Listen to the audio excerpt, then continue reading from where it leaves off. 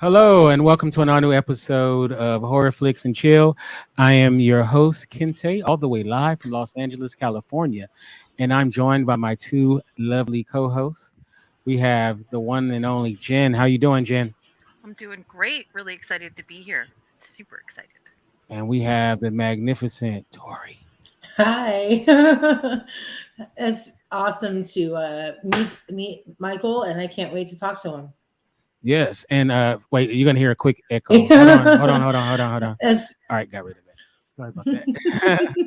All right, so we are fortunate today. On our first episode, we reviewed the film Halloween Kills, and we are blessed to have as our guest one of the actors that starred in the film, the one and only Michael Smallwood. How you doing, Michael? I'm doing pretty great. Thanks for having me. Yes, and we're gonna chop it up. To be here. We're gonna chop it up about the film, but before we do that, we want to kind of get to know you a little bit. So, can you tell us a little bit about yourself? Where are you from originally? I'm originally from Baltimore, Maryland. I grew up there, and then my dad's entire side of the family's there. A lot of my mom's extended family is all there. Baltimore's home.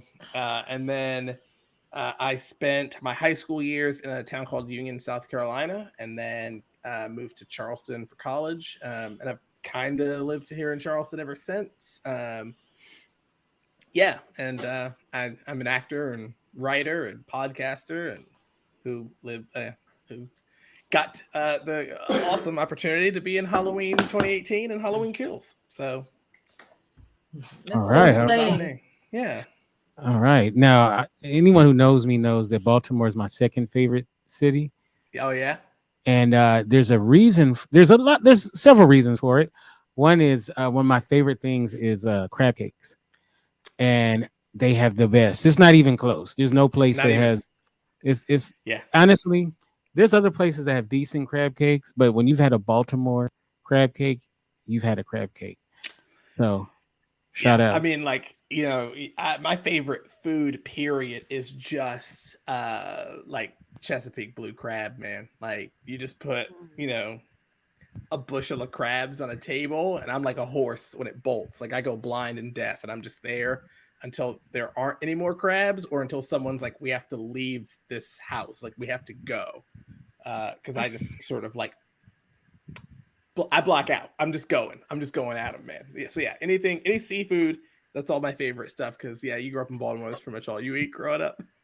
hmm Oh yeah, definitely. If you guys haven't been to Baltimore, you definitely are. Now, were you one of those people as a young man that kind of knew what you wanted to do as far as with your career, or was it something you found out later in life? No, I kind of always wanted to do this. I wanted to be an actor ever since I was a kid. Ever since I got to play Santa Claus in second grade, so that was kind of like my first like, okay, I guess I'm doing this now for the rest of my life. Um, yeah, and then I saw Jurassic Park in theaters opening night in '93. So I was like 7, I guess, when that movie came out, and I was like, okay, this is the coolest thing that anyone's ever done. I want to know everything about like how they did this. But yeah, I've always wanted to be an actor pretty much ever since I was a kid. And I guess to be fair, for a long time I also wanted to be a professional wrestler, but I was like, which is also another form of performing. So it was either that or be a professional. It was either be a professional wrestler or be an actor, and I got one of them.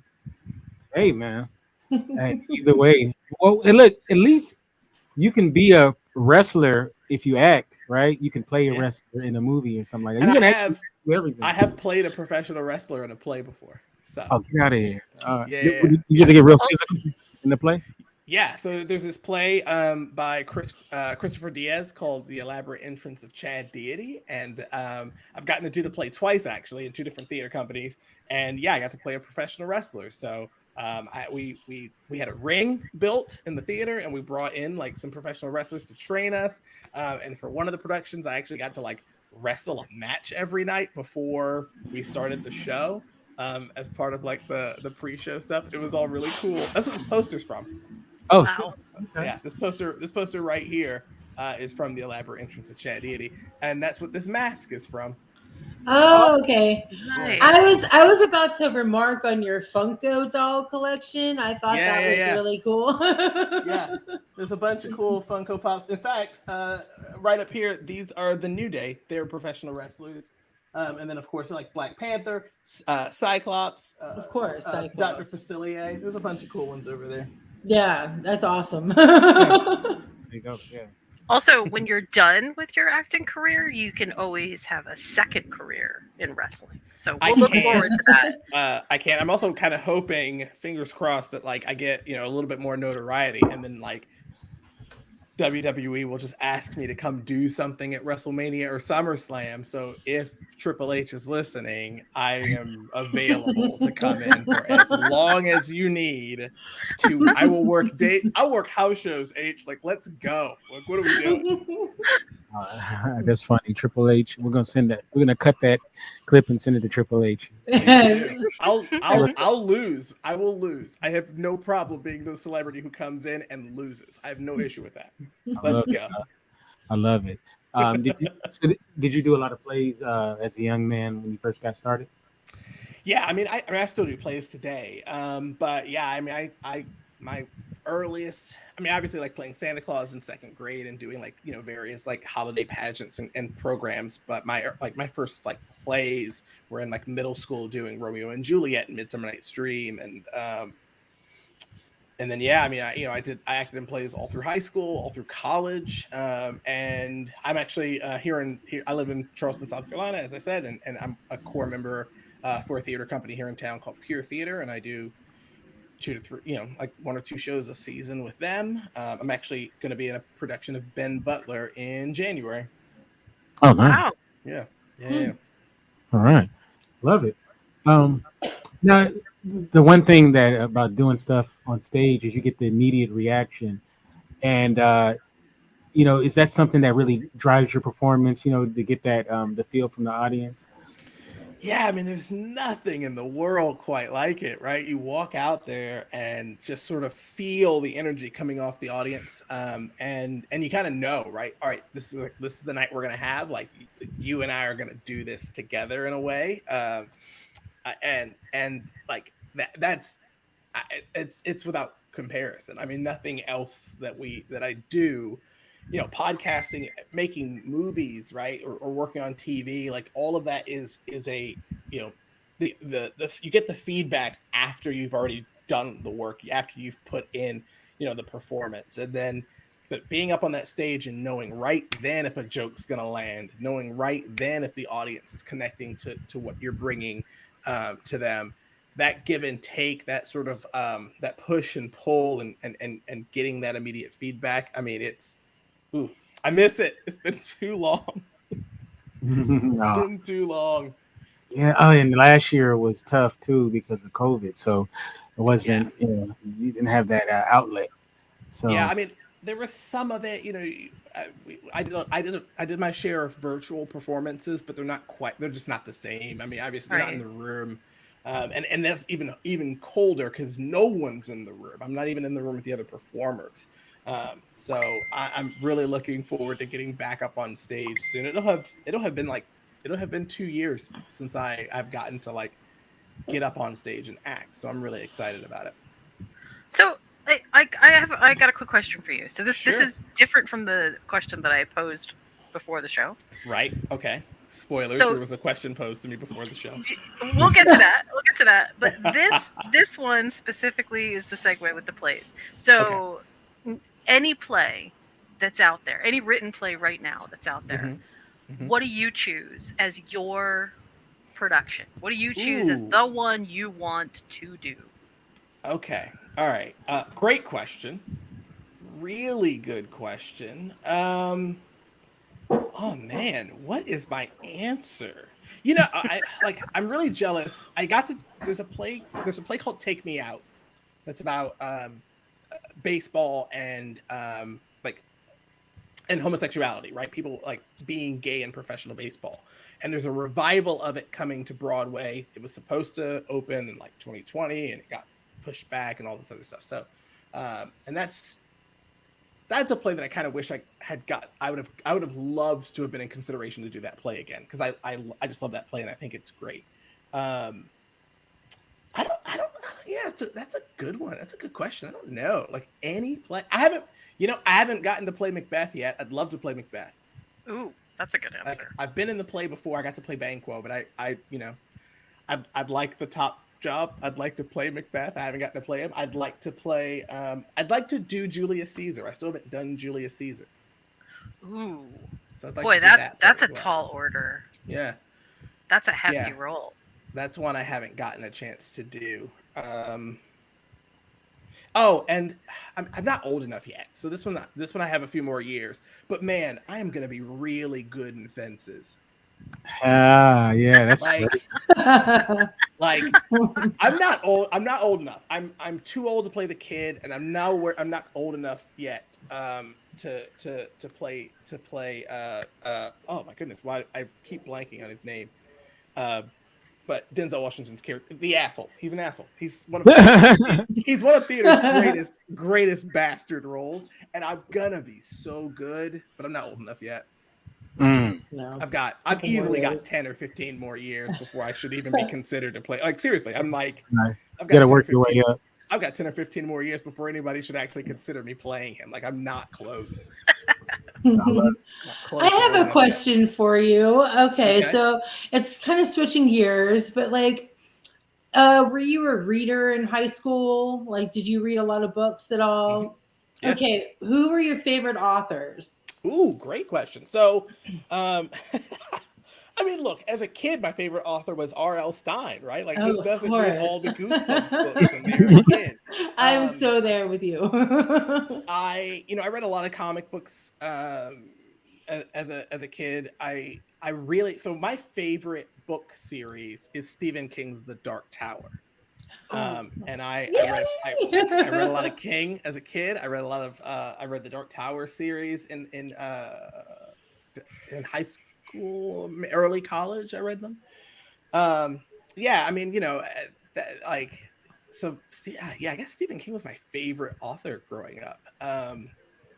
And then, which, man, that's a talk about a project that one day I want to like work on. Like, we need a good Dark Tower project. Yes. The movie, I agree.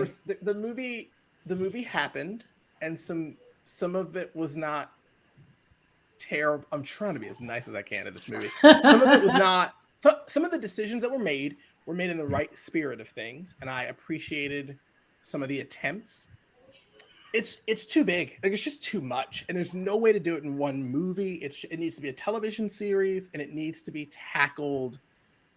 There are certain things that you have to put. You can't. I mean, like, if you do one movie, it's a Dune. All right, I got something for you. It's more than a Dune, honestly. Like, you can do Dune in like a movie or two. Like, you can cover it, but like, I mean, the best character in the Dark Tower isn't introduced until the second book. Like, there was no hope for them in the first movie. Like, Eddie Dean isn't introduced until book 2. What are we doing? Like come on. I have an idea.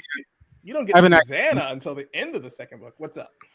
You could do Shawshank, the play, and you could play Andy Dufresne. We'll just race swap. I would gladly play Andy Dufresne in Shawshank.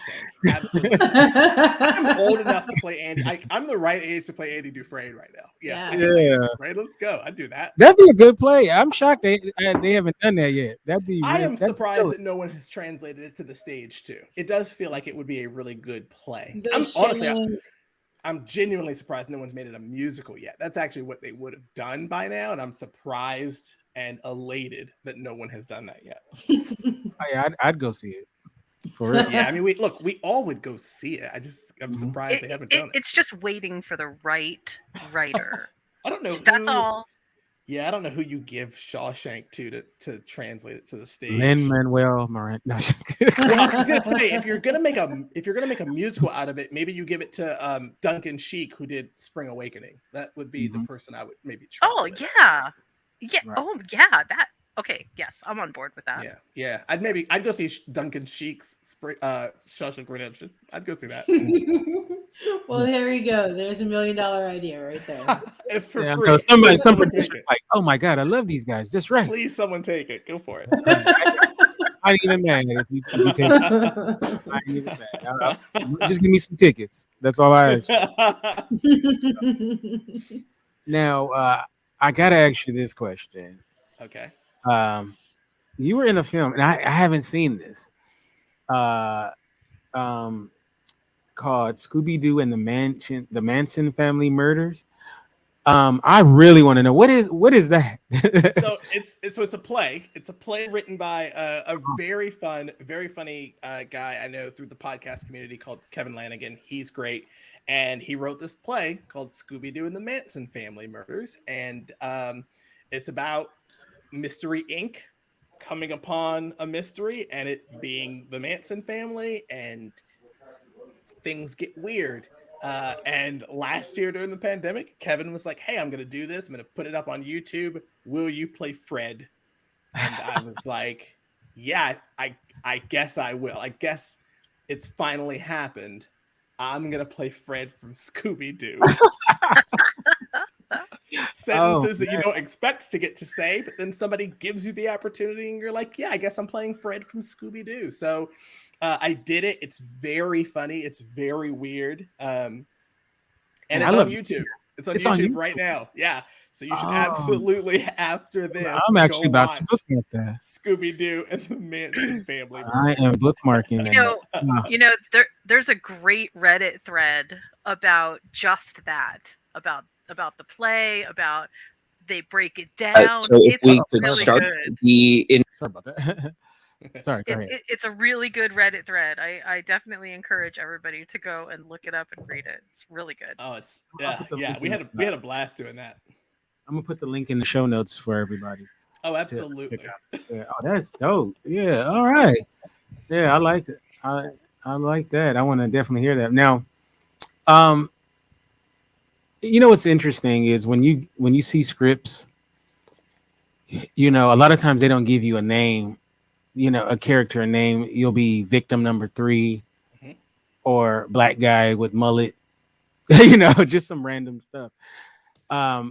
In the film Halloween 2018, they gave you a pretty good description, even though they didn't give you a name in that one. Can you tell the audience what's your description in that movie? My character description for 2018 is hunky doctor, which I appreciated because it is quite generous. Because I did not finish med school. It's a little inaccurate. When I saw that, which is even funnier because when I got offered the part in the movie, they said that in it. I was like, well, I don't know what this means. And then I read the script and was like, oh, okay, cool. Like, all right. And then I got to set and got the costume, and I was like, hunky doctor is still it's a stretch. Like, I'm not even showing that much skin. Like, what are we doing here? I love it. It's so cool. Oh, I would have had my license plate with that on there. Okay. Like, I have so many people who were like, I went to see Halloween, and I was like looking. I kept being like in every doctor scene. Every time they went to the hospital, I'd be like, is Michael going to show up in this scene? Like, where is he? Like, no, it's a Halloween costume. I'm like, I'm not actually a doctor in the movie. Hilarious. So before we get into Halloween Kills, just talk about how did you get involved in the Halloween 2018? I auditioned. So, Rough House Productions is based here in Charleston, and that's where they shot Halloween 2018. And so I went in for an audition, like a lot of people did. And they were kind of general. They were kind of general auditions. They were just filling out the town of Haddonfield with these, different characters. And so I went and read a scene that was like, Michael has killed somebody and put up their body, and here's us reacting to it. And then like a couple weeks later, I got an email being like, "Hey, they'd like you to come in and play this part. Do you want to be in the movie?" And I was like, "Yeah, yeah, I think I do Hell want to yeah. be in the Halloween reboot sequel." And yeah, and then went filmed for a night. Really, it was like a one night shoot for that scene, and was like, cool. All right, that was it. That was really neat. I have this cool notch to say that I got to be a part of that movie and be in a neat little scene. And you know, after like beginning of the summer 2019, I got a phone call that was like, "Hey, they'd like to bring your character back," and I was like, "Are they sure?" Like, really? Like, all right, hey, great, yeah, absolutely. And then ended up getting to work on Halloween Kills. All right. So let's Kinda, go into Halloween Kills. First of all, uh, you the first one. Did you work with the actors that played Michael Myers in the first one?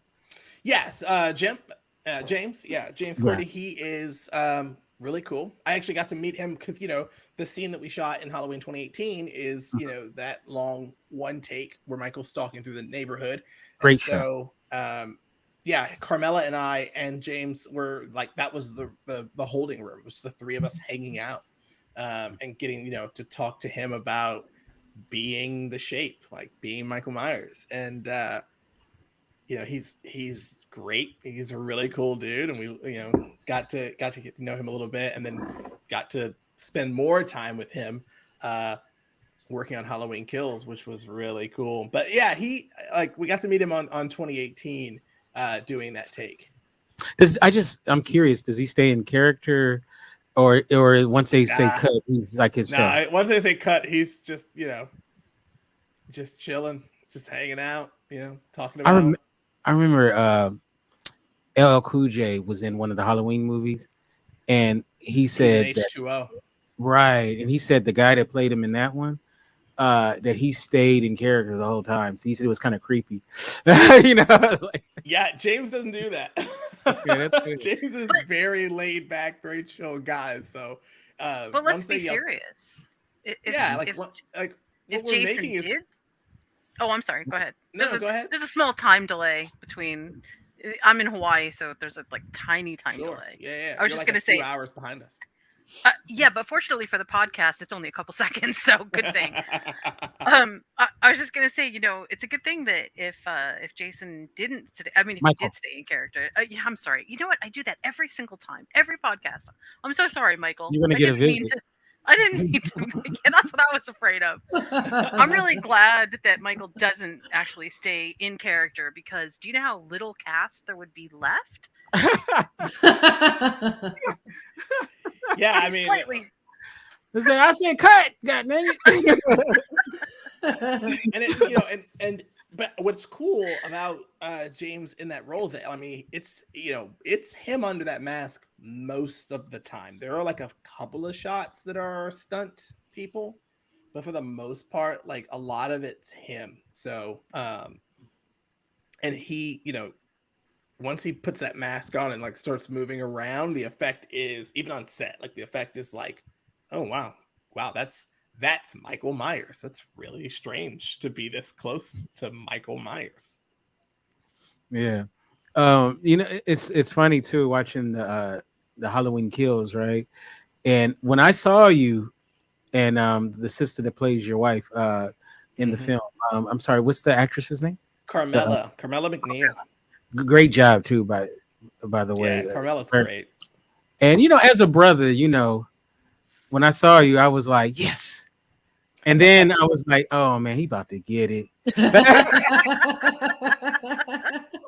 I mean, look, it's so true though. Look, you get the call that you're going to be in a Halloween movie, and the options are you're only going to be in it for a little bit, and then you're going to disappear from the movie, or you're going to be in a fair amount of it, but you are going to die before the end of the movie because you're not Jamie Lee Curtis. Like, at the end of the day, At the end of the day, these movies are about two people, and if you're Right. not playing one of those two people, like you're You're not screwed. guaranteed to make it out of any of these movies. So when I got Halloween 2018, I was like, okay, cool, this is happening. Like this is just a cool footnote that'll be like, I was in these movies. And then when they were like, hey, we want to bring you back, my wife was like, yes, they have to kill you. I was like, what are you talking about? She's like, you're not Laurie Strode. Like, what are you doing? You are not related to her at all. You are going to be in maybe 3 scenes and they're going to kill you. And that's cool. And I was like, okay. It's kind of what we were hoping for. And then they were like, hey, you're going to be in more than 3 scenes, but we are going to kill you. And I was like, okay. In fact, that was like basically how they confirmed that I was like in the sequel was they called and asked like, if we bring him back, like we would like to bring him back, is he willing to do it? And I was like, absolutely, I'm willing to do it. And then they didn't tell me anything for like 2 months. And then in August, they called and were like, hey, you have to fly to LA because we need you to do some like visual effects makeup. And I was like, oh, okay. I know what that means. Like, I still hadn't read the script yet, so I didn't know what was happening. I just knew I had to fly to LA. And I got the script like right before I got on the plane. It was like, oh, I'm in the movie as well. Like I have like a character that has stuff happen. And oh, is that what they're about to do to me? And then like I got to the VFX team and they were like, here's what we're going to do to you. And I was like, I know, I read the script this morning. But I hate to do this, but bruh, when you're in a bar and you see a news report about escape serial killers on the lam, and then you're going to your car, you don't leave your woman by herself in the parking lot to go get stethoscope. I was like, bruh, that's your woman. I loved that line because everyone always teases me about the stethoscope line in the first one. Right. Like everyone's like, his stethoscope? Why would you care about the stethoscope for the party? And I'm like, it's part of the costume. And then the fact that they gave you that callback of like, oh, I forgot my stethoscope again. It's like, yay. Oh no. I just keep getting to do this. Funny. I love it. It was funny, but I'm sitting there like, oh my God, you just saw a news report about there's a serial killer on the loose. Yeah, but he's in our neighborhood. He's not like at the bar. I know, but if you know where he is, you know where he isn't. Now, my favorite part is where she says, Michael Myers is in the car. Go check it out. And you was like, hell no. That would be me. That'd have been me. That's one of those things too that like we shot that movie in 2019. So I've been waiting 2 years to hear if that would get a laugh. Oh, I died. Like you do theater and you get up on stage and you say something and the audience does or doesn't laugh and you know the answer pretty quickly. And we shot that scene and the whole time I was like, I think this is pretty funny. Like hopefully people think that this is funny. And then it's been 2 years of waiting to hear if people think that's funny. Like it's the longest I've ever had to wait for a laugh from a joke. Oh, it was funny. It was definitely funny because I sure as hell wouldn't have went. The first time I got to see the movie was at the premiere and sitting there like having that moment come up and being like, oh my God. And then everyone laughed and I was like, yes, it's funny. And I almost cried.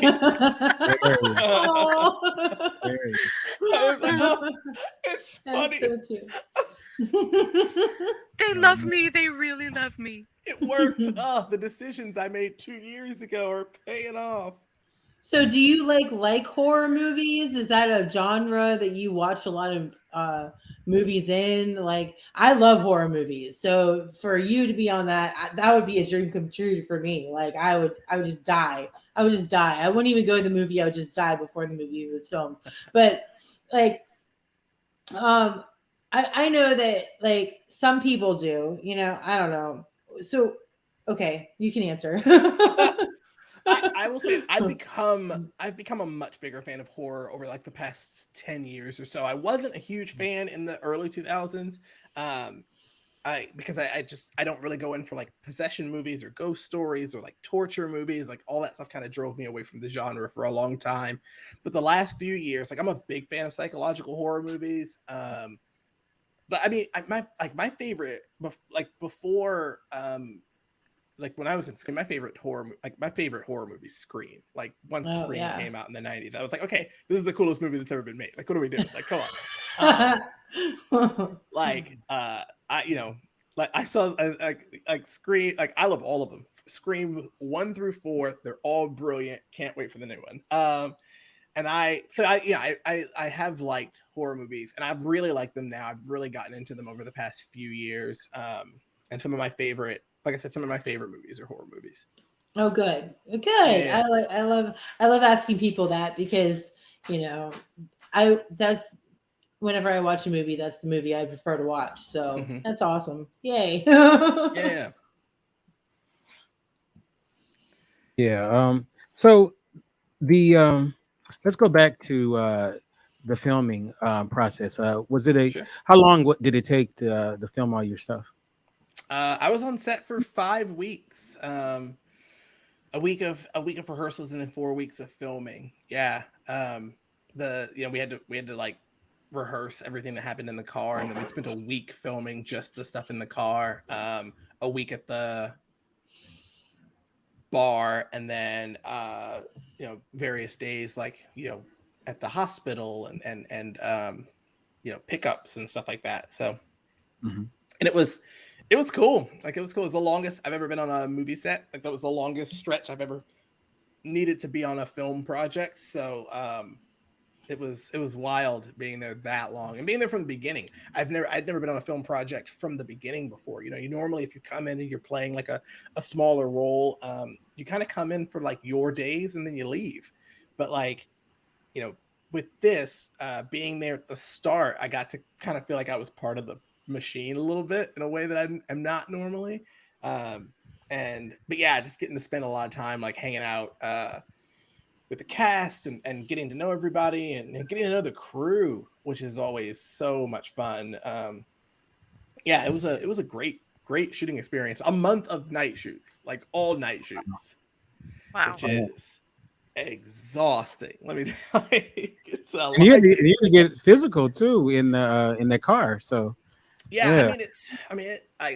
Night shoots are long anyway, and they're really hard when you're like once you get them consistent. Like I said, it was like a month of them. So once I got on that schedule, it was fine.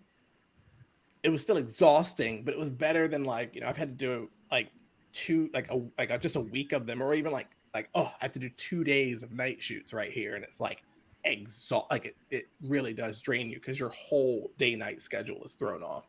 But after like a month of it, you're just all right, cool. This is just how I live now. I live at night, and I'm awake for 4 hours of daylight, and I better get everything I'm gonna do done in these 2 hours right here.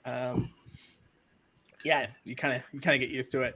And fortunately, it was the only thing I was doing. Right, it was all I was doing was working on the movie. So we were up in Wilmington, North Carolina. I love that place. Yeah, it's a pretty cool town. I had never been there before. So I basically, I'm on set all night from like 6 p.m. until like 8 a.m. And then I'm going to eating breakfast and going to sleep and waking up at 12 and being like, okay, I got to go back to sleep because I need more sleep. So then like going to the gym and eating lunch and then going back to bed for a few hours and waking up at like 5 and being like, all right, cool, let's go. Let's do this. Let's start the day. So what you're saying is that the next big project that somebody can book you for is a vampire project. Absolutely. Like, what are we doing? Like some Anne Rice remake. You're already primed. I'm ready.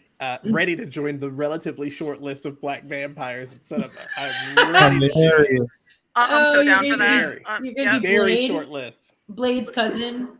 Right. Yeah. I'm ready to join that short list. Actually, I write as well, and one of the screenplays I just wrote this year, I finished it earlier this year, is a black vampire screenplay. So there you go. Yeah. It's calling to you. I know. I need to. Also you've entered the Hall of Fame of actors who've been killed by Michael Myers. So it's a long list. So it's a pretty long list. Although I thought about this, it's a very short list of people who've actually been killed by his butcher knife. Like he kills a lot of people in movies, but like how many of them does he actually kill with the trademark knife? Right, not that Right. many. Hmm. It was an honor. It was an Oh. honor. You got it gruesome too. It's pretty Like, bad, right? yeah, and then you had the little twitch too. Yeah, like was that in the script or was that something that you just the little So that's twitch after you know?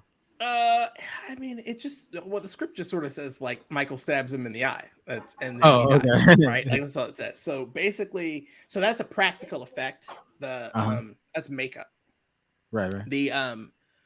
The me twitching and bleeding out it's a prosthetic that goes over my eye, and it covered like my eyebrow, my eye, like all that's fake. Like it's all they put a little mask over this much of my face and covered this part of my hair. And there's a tube coming up over my ear under the hair. And so basically on action, Michael just lets go of the knife handle and I twitch and they just pump blood all over my face and clothes until I just fall It back. was very effective, I gotta It was say. really cool. It Very was effective. really fun. You can't see out of it though. And it's like the blade like sticks out this far. So you're like walking around trying not to touch anything because you'll Oh my bump into gosh. stuff and you can't mess up the makeup. So I like have this thing protruding out of my face. I can't lift my left hand because if I lift my left hand towards my face, I could hit it and mess up the makeup. And I can't see out of this eye. So I basically was just walking around with my right arm out, having like God. people walk me around set and sit me down and like help me out. Oh wow. That's funny. That's right. Well, yeah, he mowed down a lot of people in that film. So it had the right title for sure. And you had to sit on it for 2 years. That's kind of crazy though, because I guess they filmed it right after the last one, right? Like, So the last one came out. So 2018, October of 2018 is when the first one came out, and then we shot Halloween Kills September October of 2019. oh It's wow. like a year later. Yeah, and it was hard to like sit and just sort of tell people like, yeah, I'm in Halloween Kills, and that mean nothing to anybody because they hadn't seen the movie yet. Like just sitting like a whole bunch of photos that I took on set that I can't show anybody for 2 years. Like after I saw the movie, I was like, oh my god, look, y'all, I can show you all these pictures I took. Like I can actually talk about some of the stuff I did. Oh no. That's pretty good, man. You did a great job, man, for sure. And I see that you're going to be working with them again in the Righteous Gemstones. Has that aired yet? It hasn't aired yet, but we did. They wrapped filming, so they're putting the episodes together. I shot that back. I shot 2 episodes of the Righteous Gemstones. Nice. Yeah, it's a fun season. I'm trying to talk about it without talking about it. Right. I play an associate of one of the new main characters of the season. Are you the hunky associate? Cool. No, I'm not. I'm not hunky, but you know what? I realized working on the show, I don't look half bad in like Texas dress up clothes. So like okay. they gave me like a hat, like a Texas hat, and like boots and like like the tucked in shirts and all that. Like I they dressed me up as like a Texas money guy, and I was like, oh, I don't look half bad in these clothes. I'm not gonna buy these clothes for myself because this is not my look, but I don't look terrible in this look. All right. One thing I've noticed about those guys is it seems like once they work with people, they tend to like to work with people again. So that I like that they used you in both films and the Gemstones. So and they always have something really interesting cooking. So I think David is about to start working on The Exorcist. So you never know. You can spin your head around, I'm sure, and spit out pea soup. It's on my special skills on my resume. No, if he gets to do The Exorcist, like that, I would love to be a part of that. That's all. That would be super cool as well. What you should have done is when they were at a cafeteria, where you're eating, you should have just spit out. I don't think when we were filming, we knew that he was doing The Exorcist. I think he's got. Oh, okay. Since then, okay. Yeah. Oh, darn it. The one I had heard, I know at one point he was in talks to do Hellraiser, like as a TV show, right? I think he's involved in that as well. Yeah. And that's the one that I'm very interested. I would love to be a part of because Hellraiser is the horror thing that scared me the most as a child. I Mhm. don't think I've ever actually watched the entire movie, but I remember like seeing bits and pieces of Pinhead, and it scared me so much that I have to this day never revisited any Hellraiser stuff. Like I've just never gone back to it because as a kid I was like nope to all of that and then just never picked it back up. So at some point I should probably watch the Hellraiser movies. You know, a lot of the, especially the Hellraisers, but I guess this kind of dovetails into Halloween too. It's so amazing when the horror movies themselves take on a universe within. And Halloween does it too. There's a whole mythology around it, but you're right. Hellraiser has a huge universe attached to it. There's so many opportunities to play characters in there. Yeah, it's a franchise that seems like it would be really really cool to be a part of as well. Yes. Yeah, So, absolutely. um, Jen, you had a question that you posed before the show. So, you want to go ahead and do it? Okay, so this is my question, and I'll tell you why I ask this question, because we oftentimes talk about movies on a very broad kind of a level, and sometimes we forget that behind the scenes there are some really amazing creative talent that kind of goes together. And I guess we kind of talked about that when we were talking about how actors get attached to projects and then other projects associated with them. So my Mhm. question to you is, if you could work with any director alive, we already had that discussion, Of Mhm. course. Yes. who would it be and why? And specifically horror, right? It doesn't have to be horror. You could pick something else. You could Well, I pick thought something else okay. if you I'm like. gonna I'm gonna say horror because when you asked me the question before, it was specifically a horror director. Okay. Because the other one, like if it's broader than horror, that I could be here all night. Um, but here's what I'll say: as far as like people working in horror right now, who I'm like, I really want to work with that person. Um, and this is really interesting. I, I think top of my list might be Julia DeCorno. She directed Raw Good and choice. Titane, which just came out this year. And I just saw Titane. I've been thinking about I every time someone asks me about horror movies, I mention Raw because I saw it when it came out a few years ago, and it has not left my mind since I saw it. And I just rewatched it the other night, and I was like, "This movie is brilliant. It's still brilliant." Uh, and I still there's a part in the movie where I like literally scream at my TV because I keep screaming, "Why do you think it's okay to show me that? It's not okay Hmm. to have shown me that." Um, it's just not okay to put. I was like genuinely, the movie creeps me out. Like it really gets me. I like it's got every time I watch it, and then I watch Titane, and the whole time I was like, this is wild and weird and creepy and gross. And I think I'm in love with it. I just the stuff she's doing with body horror and like psychological horror, like that's the sweet spot to actually creep me out while watching a movie. And I saw Titane, and I don't know that we have enough time for me to describe the movie I saw. I was on social media freaking out about it the other night because I was like, the main character of this movie is pregnant with a car, and it has not been mentioned. Like the movie's not about the movie is not about the fact that she's pregnant with a car. That is just one of the things in the movie is that a car gets her pregnant. But that's not what the movie's about because there's way too much other stuff going on. And I Oh was my just god. like, but it all works somehow. And it's the most horrifying thing I've ever seen. And I need whatever is happening when she makes movies. I think I want to be a part of that because it's weird and I gotta know what's up. Oh She man, that's did.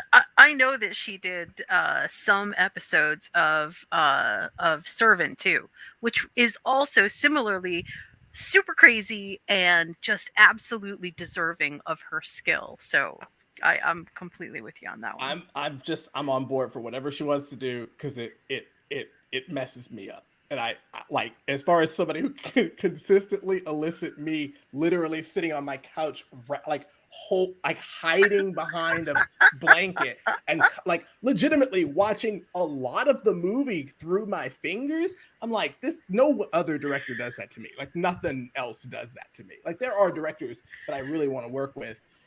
I mean, there's a long list of people that I like, you know. I want to work with Jordan Peele. I want to work with Nia DaCosta. I want to work with Barry Jenkins and Denis and Dee Rees, and just, I mean, the list goes on and on. But like Ryan Coogler, Steve McQueen, like I could be her, like Fincher, I could be here all night. But like, maybe I don't want to work with Julia. Maybe I just need to sit in a room with her and just be like, hey, what's going on? Like, why are you doing this to me? Like, Hilarious. Will you please tell me what happened to you to explain these two movies? Because they are intense. Yeah. Like, hilarious. It's funny. Oh man. Man, I want to once again thank you so much for coming on the program. You know, and we're so glad that we had a chance to chop it up with you, and looking forward to what you have in the future. So what should we be on the lookout for? Obviously Righteous Gemstones season 2, sometime in 2022. I'm also so I'm gonna be, I've done a couple of voiceover projects this year that will be dropping next year. One of them is an audio podcast called Maxine Miles that I'm very excited about. It's like an audio drama about a like Veronica Mars-esque teen in the 90s who's trying to solve a mystery, and I'm really excited for people to hear that. So definitely keep an eye out for that, and Righteous Gemstones, and yeah, some other, like I'll have other stuff coming out next year as well. Oh, nice. We'll have to have you back on the show then. Absolutely. Oh, yeah. Sure. And how can we get you on social media and whatnot? Yeah, you can follow me on Instagram at Michael Smallwood Forever. And if you want to follow me on Twitter, you can follow me at Mike Loves Gushers, LUVS. It's my favorite candy. Mike loves Gushers. I love Gushers too. I love them. I love them, and I let someone else pick my Twitter handle. So there we go. I'm actually pretty stoked about this. I'm like, at this point now, I'm like, oh, I love my Twitter handle because it's so weird. But yeah, like I do actually. I really like Gushers, and I have to like not eat them because I'm no longer in college and can just eat boxes of them with no repercussions. So. I just discovered that there's gummy bears with like little liquid in them, and so they're like gummy bear Gushers, and they were delicious. So yeah. I'm a big fan of fruit snacks of all kinds. So, but yeah, like Gushers are my jam. They're my jam. Tory, how can we get you in social media and whatnot? You can follow me on Instagram at Rush Tory, and that's ToryRush. You can talk to me on Facebook, and that's Tory Rush. I'm the first one that pops up. And I don't have a Twitter or a TikTok I'm sorry. I'm not. Who are you apologizing to? You don't have to apologize to us. Shame on you, Tory. You mean you're not on TikTok posting reviews of frozen pizzas like I was doing earlier this year? Oh my God, I need to do that. See? Oh, now she's on it now. Watch. Watch. She's gonna be so all over that. Break my TikTok cherry. Yeah. So Jen, how can we get you social media and all that good stuff? You can find me on Twitter at followingbliss1. And you can check out my website at moviesandmeals.com. I guess that's about it. Yeah, you can follow me both places. If you do have a TikTok, hey, share it with me, and I promise I will follow you. I will watch all your TikToks, every one of them. I'm working on some YouTube channels too, so there's some things in the works. Yeah. Nice. All right, and you can get me at Kinte F on Twitter, Kinte Ferguson on Instagram, and of course the website. The new URL is theindyradio.com, and that is indyradio.com. The next review we're going to do is, I know we're a little bit late on this one, but we're going to review the movie Old by M. Night Shyamalan. So I still have not seen that yet. Oh yeah, it's a pretty good film. Tory, you haven't seen it yet, right? So yeah, we gotta. Me and Jen have seen it, and so we're waiting on Tory, and we have another co-host, Josh. They're on the late freight. So, but yeah, that's gonna be our next review. But with all that said, you guys have a great rest of your week. God bless. Bye. Bye.